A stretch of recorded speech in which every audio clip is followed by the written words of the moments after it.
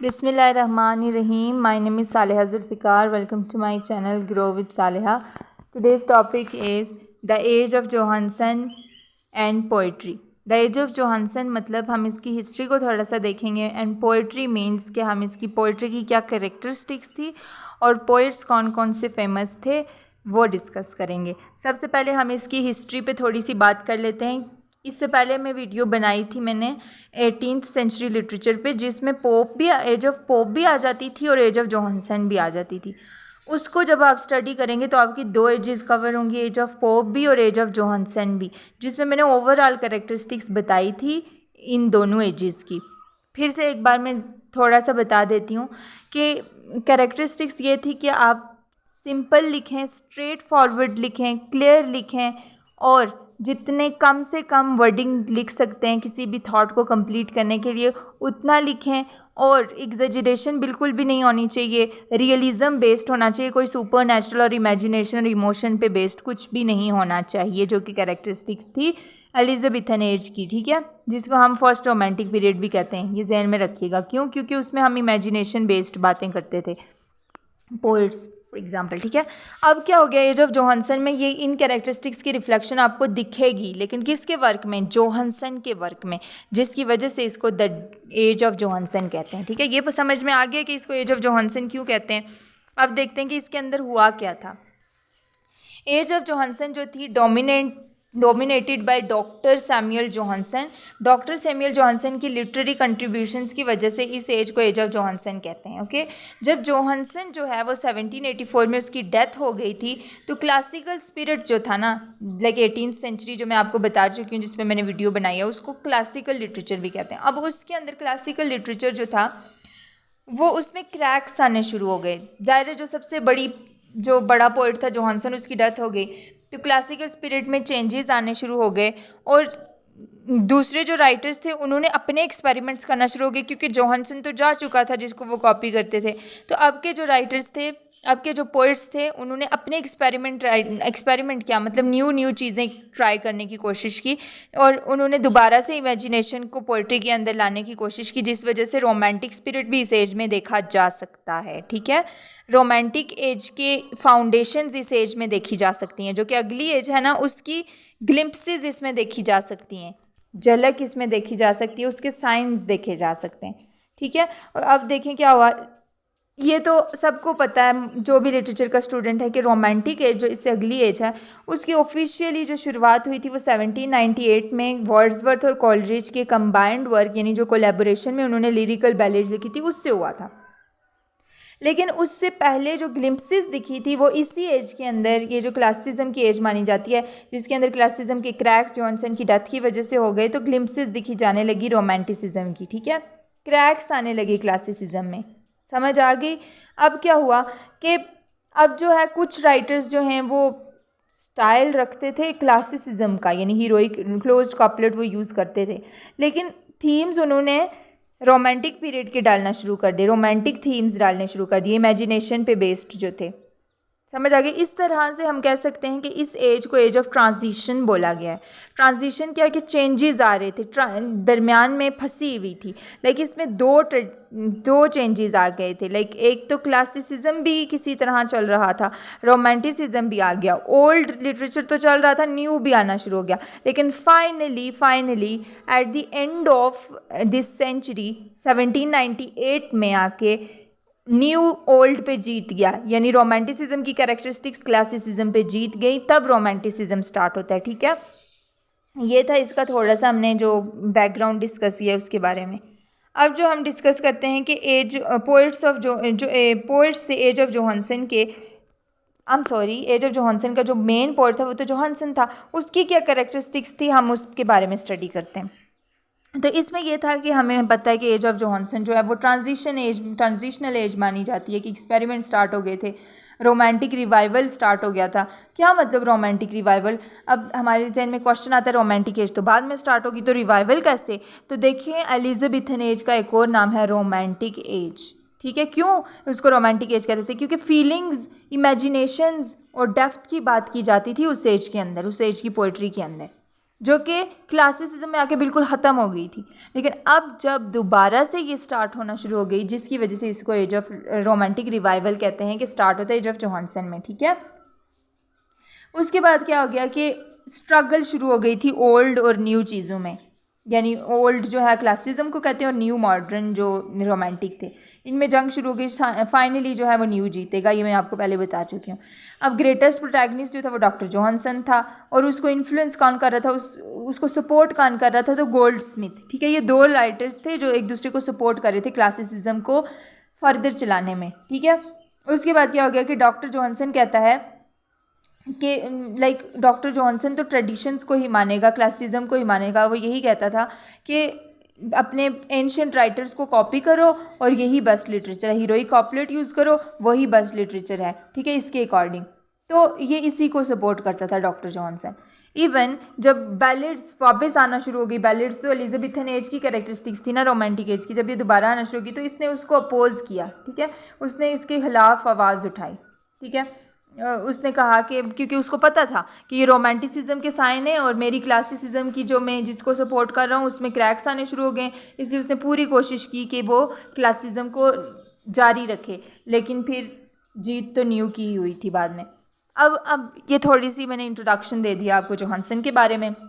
इसकी दो बड़ी बड़ी पोम्स हैं, बड़ी लाइक दो फेमस पोम्स हैं, जिसका नाम है London and the vanity of human wishes, जिसको माना जाता है कि टोटल जो थी वो क्लासिज्म पे बेस्ड थी। इनका पर्पस जो था लिखने का, वो सबक सिखाने वाला था, लाइक लोगों को टीच करने वाला था, डाइडेक्टिसिज्म पे बेस्ड था, फॉर्मल स्टाइल था इनका, अडेरेंस क्लोज्ड कॉपलेट यानी क्लोज कॉपलेट ही यूज़ करते थे, ठीक है। ये देखिए लंडन और वैनिटी ह्यूमन विशेस में ये डिस्कस कर चुकी हूँ कि इसके अंदर क्या था, क्लासिकल नेचर थी, सब कुछ क्लासिसिज्म पे बेस्ड था, ठीक है।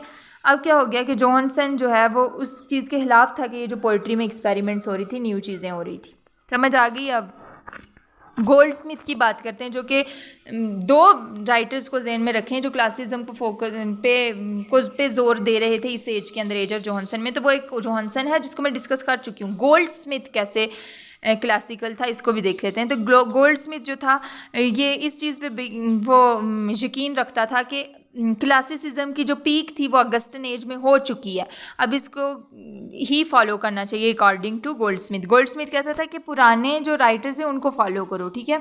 उसके बाद वो क्या कहता था कि पोप जो था ना अगस्टन एज के अंदर, उसने तो क्लासिज्म को पीक पे ले गया था, बस उसी को फॉलो करते जाओ, ठीक है। और वो बिल्कुल यकीन नहीं रखता था कि ब्लैंक वर्स जो है, जो कि मार्लोव की कैरेक्टरिस्टिक थी, शेक्सपियर की कैरेक्टरिस्टिक थी एलिजाबेथन एज के अंदर, जिसको रोमांटिक भी एज भी कहते हैं, तो उसके बिल्कुल उसको अपोज करता था और कह रहा था हीरोइक कपलेट ही होनी चाहिए, ठीक है। उसकी जो इंपॉर्टेंट पोम्स हैं the traveller and the deserted village, जिनको कहा जाता है कि क्लासिसिज्म की लास्ट 2 पोम्स हैं जो कि फुली क्लासिज्म पे बेस्ड थी, ठीक है। इसके अंदर क्लोज कपलेट भी फॉलो हुआ था, एट्सेट्रा एट्सेट्रा। अब कहते हैं कि ये देखें लास्ट वर्क कंसीडर किए जाते हैं, लेकिन कहते हैं कि ये जो पोम्स है ना, बेशक इनका स्टाइल क्लोज कॉपलेट है, लेकिन इसके अंदर भी ग्लिम्स देख सकते हैं रोमांटिसिज्म की। नो मैटर कि वो कह रहा था कि नहीं रोमांटिसिज्म नहीं होना चाहिए, क्लासिज्म होना चाहिए, हमने पुराने राइटर्स को फॉलो करना है, लेकिन स्टिल इसकी राइटिंग्स में देखा जा सकता है कि कैसे वो नेचर को डिस्कस कर रहा है, रूरल लाइफ की डिस्क्रिप्शन दे रहा है अपनी जो है राइटिंग के अंदर, जो कि बताती हैं कि ये टोटली रिप्रेजेंट कर रहा है एज ऑफ ट्रांजिशन को, कि जो एज ऑफ चेंज जिसको कहते हैं, जिसमें दो चीज़ें थी, ओल्ड भी और न्यू, दोनों को रिप्रेजेंट कर रहा है। लेकिन मेनली इसका जोर जो था वो क्लासिज्म पे था। इसको ये बात याद रखनी है कि 2 last great works of 18th century कहा जाता है इन 2 पोम्स को, ठीक है। अब थोड़ा सा डिफरेंस बताया हुआ कि रोमांटिसिज्म और क्लासिज्म में क्या डिफरेंस था, मैं बता के पक चुकी हूँ पिछली वीडियो में कि क्या डिफरेंस था। अब मैं दोबारा से थोड़ा बहुत बता देती हूँ इनके बारे में। तो क्लासिज्म जो है वो क्या थी, देखिए मैं आपको दोबारा से थोड़ा याद करवाने की कोशिश करती हूँ। क्लासिसिज्म क्या था एक्चुअली, जो 18th सेंचुरी पे लेक्चर में बना चुकी हूँ, वो क्या था एक्चुअली, उसमें क्या कैरेक्टरिस्टिक्स थी जो उसको क्लासिज्म बना रही थी। क्लासिक्स जो होते हैं ना, किसी भी लिटरेचर के अंदर जो बड़े बड़े नाम होते हैं, पोइट राइटर्स वगैरह, उनको क्लासिक्स कहते हैं। लेकिन जब इंग्लिश लिटरेचर के अंदर क्लासिक्स ऑफ रोम को कॉपी किया जाने लगा तो इस एज का नाम पड़ गया क्लासिसिज्म, ठीक है। दूसरी बात, रोम में उस टाइम जो बड़ा रूल कर रहा था वो अगस्टस था, जिसकी वजह से इसको अगस्टन एज भी कहते हैं। क्लियर हो गया। क्या था उन राइटर्स में जो ये फॉलो कर रहे थे? वो राइटर्स जो थे ना, वो कह रहे थे कि एग्जेजरेशन बिल्कुल भी नहीं होनी चाहिए, सीधी सीधी बात करो, चाहे पोइट्री है, प्रोज है, कुछ है, सीधी सीधी बात करो, डायरेक्ट बात करो, क्लियर बात करो, सिंपल बात करो, कोई एग्जेजरेशन, इमेजिनेशन और डीप फीलिंग्स लाने की ज़रूरत नहीं है, जो कि एलिजाबेथन एज के अंदर थी। समझ आ गई? तो ये इनकी कैरेक्टरिस्टिक्स थी। दो मेन कैरेक्टरिस्टिक्स क्या थी कि कम से कम वर्डिंग में अपनी थॉट को कंप्लीट करो। फॉर एग्जांपल क्लोज्ड कॉपलेट उन्होंने इंट्रोड्यूस कराया पोइट्री के अंदर कि ये राइम रिदम पे भी बेस्ड है और 2 लाइन्स में आप कोई भी बात करो, ये रूल उन्होंने बना दिया था। एक रॉयल सोसाइटी इस्टेब्लिश की गई थी, ठीक है। तो ये कैरेक्टरिस्टिक्स थी क्लासिज्म की। और एक और कैरेक्टरिस्टिक्स थी कि ये जो जादू वादू, मिस्टिसिज्म, सुपर नेचुरल, इन ये चीज़ें कुछ भी नहीं है क्लासिज्म के अकॉर्डिंग। क्लासिज्म कहता था कि जो देखते हो वो लिखो, रियलिस्टिक लिखो, रियलिज्म पे बेस्ड चीज़ें लिखो, ठीक है। ये इसकी कैरेक्टरिस्टिक थी। वेयर एज जो रोमांटिसिज्म था वो क्या कहता था? वो कहता था इमेजिनेशन हो, फीलिंग्स हो, इमोशंस हो और एग्जेजरेशन हो, और ये सिंपल सिंपल कुछ नहीं मानता था, वो फ्लावरी लैंग्वेज मानते थे, ठीक है। उसके बाद ये कहते थे कि जो ये जो थे ना, कौन कहते हैं, क्लासिसिज्म वाले कहते थे अपर क्लास के बस बारे में बात करते थे। मटीरियलिस्टिक थे ना, तो अपर क्लास के बारे में बात की और उसके बाद सिटीज़ के बारे में बात की क्योंकि मटीरियलिस्टिक थे। लेकिन जब रोमांटिसिज्म आया तो ये रूरल लाइफ के बारे में डिस्क्रिप्शन देने लगे, नेचर के प्रेज करने लगे, इमोशंस की बात करने लगे, फीलिंग्स की बात करने लगे, ठीक है, पैशन की बात करने लगे। तो ये चीज़ें होने लगी। ये जो था ये डिफरेंस था, ये डिफरेंस बताया गया है, ठीक है। अच्छा, उसके बाद क्या हो गया कि रोमांटिक पीरियड में एक किस्म की ये वेव चली कि लिबर्टी होनी चाहिए, आज़ादी होनी चाहिए, कोई ज़रूरत नहीं है ये इतने रॉयल सोसाइटी के रूल्स मानने की, जो दिल में आता है वैसे लिखो। तो ये रोमांटिक एज की ये भी कैरेक्टरिस्टिक्स थी कि अपने लिए लिटरेचर लिखो, art for its art sake, ठीक है। उसके बाद the poets of age of Johnson, poets के बारे में बात कर लेते हैं कि पोइट्स में लाइक अगर गोल्ड स्मिथ के अलावा हम बात करें ना, तो और जो माइनर पोइट्स हैं उनकी मैं बात कर रही हूँ। तो ये जो माइनर पोइट्स थे ये भी बहुत इंपॉर्टेंट है। क्यों? क्योंकि इनको प्रिकर्सर ऑफ रोमांटिक एज कहा जाता है। क्या मतलब? प्रिकर्सर का क्या मतलब होता है कि जो कि रोमांटिक एज जब असल में शुरू हो गई थी ना, जब फुल कैरेक्टरिस्टिक्स के साथ शुरू हो गई थी, तो उससे पहले कुछ ऐसे राइटर्स थे जिनके अंदर ग्लिम्पसेस देखी गई हैं, फाउंडेशंस देखी गई हैं, बेसिस देखी गई हैं किसकी? रोमांटिसिज्म की।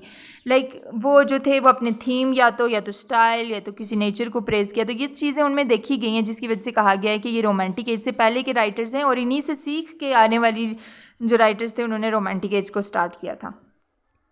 जिनमें सबसे बड़ा नाम है, बड़े को छोड़ें बाकी ओवरऑल डिस्कस कर रहे हैं, सबसे बड़ा नाम तो विलियम ब्लेक है, लेकिन ओवरऑल जो पोइट्स हैं वो जेम्स थॉम्पसन है, जेम्स ग्रे है, थॉमस ग्रे है, विलियम कॉलिंस है, जेम्स मैकफरसन है, विलियम ब्लेक है, रॉबर्ट बर्न्स है, विलियम काउपर है और जॉर्ज क्रैब हैं, ठीक है। CRABB है इसकी spelling, sorry for typing error.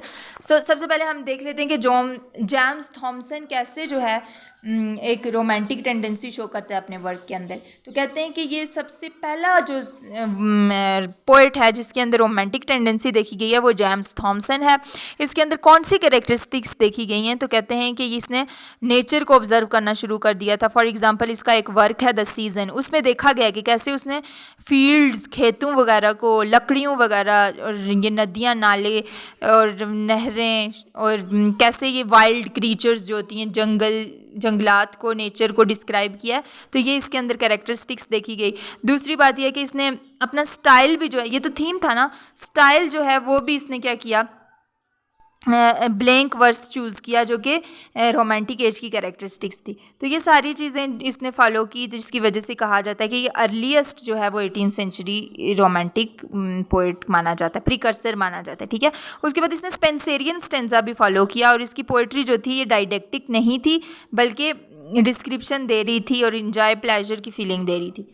उसके बाद हम देख लेते हैं कि थॉमस ग्रे कौन था। देखिए थॉमस ग्रे की बहुत इंपॉर्टेंट एलिजी फेमस है। एलिजी होती है ना, किसी के कोई दुख मिले तो उस पर मातम करना, उसके बारे में लिखना। तो इसने एक जो है वो एलिजी लिखी हुई है इंग्लिश लिटरेचर के अंदर जो कि बहुत ज़्यादा फेमस है, इसको मत भूलना। इसका नाम है elegy written in a country churchyard. देखिए नाम से ही स्टार्ट हो रहा है, elegy written in a country churchyard.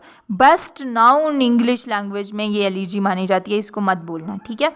अब इसमें क्या था कि जो जिसकी वजह से इसको प्रिकर्सर ऑफ रोमांटिक एज कहते हैं, क्योंकि इसने जब ये वर्क लिखा ना तो इस वर्क्स में फीलिंग्स थी, इमोशंस थी, एग्जेजरेशन थी, बताया गया था, पेन के बारे में बताया गया था। जब दर्द को बयान करते हैं तो ओब्वियसली इमोशंस होते हैं, फीलिंग्स होते हैं, एग्जेजरेशन होती है। एक मेलनकली स्पिरिट होता है, लाइक सैडनेस वाला थीम देखा जाता है, जो कि सारी कैरेक्टरिस्टिक्स थी रोमांटिक एज की, ठीक है। अदर पोम्स भी इसकी फेमस हैं, progress of poesy in the bard etcetera, ठीक है। और इसको क्या कहा जाता है, ओरिजिनल रोमांटिक इन नेचर की। ये जो बार्ड है ना, बार्ड के अंदर ये एलिमेंट देखा गया कि रोमांटिक इन नेचर था, ठीक है। उसके बाद हमारे पास आगे वाले पोइट्स आ जाते हैं, जिसमें विलियम कॉलिंस आ जाता है और जेम्स मैकफरसन कहा आता है, सॉरी। विलियम कॉलिंस के बारे में कहा जाता है कि ये कैसे प्रिकर्सर ऑफ था रोमांटिक एज था, कि इसने भी जो वर्क्स लिखे थे ना, अपने फर्स्ट नाउन वर्क्स, उसके अंदर इसने मेलनकली के थीम को डिस्कस किया था, डीप फीलिंग्स डिस्कस की थी। फॉर एग्जांपल इसका एक वर्क है ओरिएंटल एक्लॉग्स, जो कि रोमांटिक इन फीलिंग है, लेकिन लिखा इसने स्टाइल जो चूज़ किया ना, वो क्लोज्ड कॉपलेट यानी क्लासिज्म वाला चूज़ किया। तो ये भी मिड वे बिटवीन रोमांटिसिज्म और क्लासिसिज्म है, ठीक है। समझ आ गई, तो ये चीज़ें थी, ठीक है। उसके बाद हमारे पास जेम्स मैकफरसन आ जाता है। तो इसके लिए क्या कहते हैं कि ये भी बहुत ज़्यादा फेमस है अपनी किस वजह से, ओशियानिक पोम्स की वजह से। और ये जो है, इसने फोक लिटरेचर की ट्रांसलेशंस कराई थी। फोक लिटरेचर यानी ये जो ऐसा लिटरेचर जो कहानियों पे बेस्ड होता है, इमेजिनरी कहानियों पे, जो कि एग्जेजरेशन फोक लोर होती हैं, एक सुपर नेचुरल थीम जिनमें डिस्कस किए जाते हैं, जिसकी वजह से इसको फॉर्जर भी कहा जाता है, यानी जो कि ऐसे सुपर नेचुरल एलिमेंट्स को बताता था ना, ऐसे जादुई बातों को बताता था ना, इससे मिस्टिक क्वालिटीज़ को बताता था अपने लिटरेचर के अंदर, कि जैसा लगता था यही रियलिज्म है। तो देखें, ये दोनों कैरेक्टरिस्टिक्स, क्लासिसिज्म और रोमांटिसिज्म, दोनों को फॉलो करें। उसके बाद आ जाता है विलियम ब्लेक। ये तो बहुत बड़ा नाम है, ये तो वैसे जो है इसको फर्स्ट रोमांटिक पोइट भी कहा जाता है, लेकिन चूँकि यहाँ पे भी माइनर पोइट्स में भी एज ऑफ जोहानसन की डिस्कस हुआ हुआ है। तो देखते हैं इसमें क्या ऐसा था कि जो इसको रोमांटिक बनाता है। इसमें सारा कुछ ही वैसा था वैसे। इसने जो है क्लासिकल पोइट्री से कंप्लीटली ब्रेक डाउन कर लिया था। इसके इंपॉर्टेंट वर्क्स जो हैं, सॉन्ग्स ऑफ इनोसेंस है, सॉन्ग्स ऑफ एक्सपीरियंस है, ज़रूर पढ़िएगा, बहुत इंपॉर्टेंट पोम्स हैं इसके अंदर। फॉर एग्जांपल एक पोम है टाइगर टाइगर बर्निंग ब्राइट। तो कैसे इसने टाइगर की डिस्क्रिप्शन को बयान किया हुआ है। लिटिल लैम हू मेड दी, इसमें क्रिश्चियनिटी के एलिमेंट को डिस्कस किया हुआ है, जो कि मिडिवलिज्म का है। और उसके बाद बर्निंग ब्राइट यानी उसने उसकी कैसे नक्श नकूश को डिस्कस किया हुआ है, पावर को शो किया हुआ है। तो ये सारी चीज़ें जब इमेजिनरी वे में उसने डिस्कस की हुई हैं, तो ये रोमांटिक बनाती हैं इसको। फॉर एग्जांपल अदर पोम्स हैं the book of the marriage of heaven and hell, ये सारी चीज़ें उसने डिस्कस की हुई हैं। स्विनबर्न कौन था? विक्टोरियन पोइट था। उसने ब्लेक के बारे में कहा था कि यही वो एक पहला पोइट है जो कि सुप्रीम और पोइटिक जीनियस जिसको कहा जा सकता है रोमांटिक एज का, ठीक है। और इसको मोस्ट ओरिजिनल सॉन्ग्स राइटर भी कहा जाता है इंग्लिश लैंग्वेज के अंदर। दूसरा जो पोइट है आगे हम डिस्कस कर लेते हैं। हम सॉरी, ये तो मैंने यहाँ से शो ही नहीं किया, सॉरी, ये शो ही नहीं हो रही थी। तो यहाँ पे सब कुछ लिखा हुआ है कि कैसे इसने क्लासिकल पोइट्री से ब्रेक डाउन किया, टाइगर टाइगर बर्निंग ब्राइट्स कैसे लिखी, सॉन्ग्स ऑफ इनोसेंस एक्सपीरियंस, ये सारा कुछ, ठीक है। उसके बाद विलियम काउपर से पहले एक और है रॉबर्ट बर्न्स को इंग्लिश लैंग्वेज के अंदर कैसे कहा जाता है कि ये प्रिकर्सर ऑफ रोमांटिक एज है? तो क्योंकि इसके लव फॉर नेचर था, नेचर को ये बहुत डिस्क्राइब करता था। नेचर के लिए इसको वर्ड्सवर्थियन का टाइटल भी दिया गया है, कि कैसे वर्ड्सवर्थ की तरह वो मानता था कि नेचर और ह्यूमन के दरमियान कनेक्शन है, और कैसे नेचर को प्रेज करता था। फॉर एग्जाम्पल इसकी फेमस वर्क है to a mouse to a mountain. Mountain आपको पता सामने से दिख रहा है कि कैसे ये नेचर को डिस्क्राइब कर रहा होगा। विलियम काउपर कौन था? विलियम काउपर ने जो है वो बहुत चैलेंजिंग लाइफ गुजारी थी, लेकिन ये बहुत ज़्यादा काइंड था और अपनी ऑटोबायोग्राफिकल इंटरेस्ट की वजह से बहुत ज़्यादा फेमस है। और उसके बाद इसने कैसे होमली सीन्स को डिस्कस किया हुआ है, प्लेजर्स को, सिंपल ह्यूमैनिटी को डिस्कस किया हुआ है। इसका जो मोस्ट इंपॉर्टेंट वर्क है ना, द टास्क, ये ब्लैंक वर्स में लिखा गया। ब्लैंक वर्स किसकी कैरेक्टरिस्टिक्स थी? एलिजाबेथन एज को क्या कहा जाता है? First romantic as. तो इस तरह से ये रोमांटिक रिवाइवल के लिए कंसीडर किया जाता है। और उसके बाद टास्क के अंदर ये डिस्कस किया हुआ है। उसके बाद है ट्रांसलेशन ऑफ होमर भी इसने की हुई है, लेकिन ब्लैंक वर्स के अंदर की हुई है, जिसकी वजह से इसको कहा जाता है कि ये क्या है? प्रिकर्सर है। जॉर्ज क्रैब में क्या था ऐसा? तो जॉर्ज क्रैब के लिए कहा जाता है कि ये मिड वे में लाई करता है, अगस्टन एज के भी और रोमांटिक्स के बीच में भी। तो क्लासिकल एज में क्यों ये कंसीडर किया जाता है, क्यों ये अगस्टन एज में से कंसीडर किया जाता है? क्योंकि ये जब लिखता था ना, तो स्टाइल इसका जो था वो हीरोइक कॉपलेट था, क्लासिकल था, लेकिन जब जो इसका माइंड था, इसका बिहेवियर था, वो रोमांटिक था। इसकी जो पोएम थी वो हीरोइक कॉपलेट में लिखी हुई है, ये मत भूलना, और जिसकी वजह से वर्ड्सवर्थियन एटीट्यूड भी इसको कहा जाता है। और उसके बाद लेकिन इसका जो थीम्स होते थे वो किस पे बेस्ड होते थे? वो रोमांटिसिज्म पे। फॉर एग्जांपल इसकी जो फेमस पोम है द विलेज है, इसके अंदर ये डिस्कस किया हुआ है कि कैसे कॉमन विलेजर्स, लेबरर्स की वो सारी रोमांटिक इंटरेस्ट बताया हुआ है, एक्सेट्रा। उसके बाद जो है प्रीकर्सर ऑफ रोमांटिक रिवाइवल में दो और पोइट्स को डिस्कस किया जाता है, जिसमें थॉमस चैटरसन है जिसने एक वर्क लिखा था अपना ब्रिस्टोल बॉय, और राउली पोम्स, ये जो है वो सीडो चौसेरियन से इन्फ्लुएंस होकर लिखा हुआ है, उसी स्टाइल में लिखा हुआ है जो कि मिडिवलिज्म। आपको पता है चौसर जो है वो मिडिल एजेस से बिलोंग करता है ना, तो देखो जब उसने उसको फॉलो करना शुरू कर दिया, उससे इन्फ्लुएंस होकर वर्क्स लिखे, तो आपको पता है ना वो मिडिवलिज्म में सुपर नेचुरलिज्म थीम डिस्कस होते थे, तो वो भी रोमांटिक कंसिडर किया जाता है, तो इस वजह से इसको प्रीकर्सर कहा जाता है। ठीक है, उसके बाद दूसरा है द पब्लिकेशन ऑफ बाइशॉप परसीज, ये जो है एंशियंट पोएट्री 1765 में अनदर कंट्रीब्यूशन है किसके अंदर, रोमांटिक मूड के अंदर, जो कि बैलेड लिटरेचर की शुरुआत मानी जाती है, यानी उसका रिवाइवल माना जाता है। थैंक यू सो मच, आज के लिए इतना ही।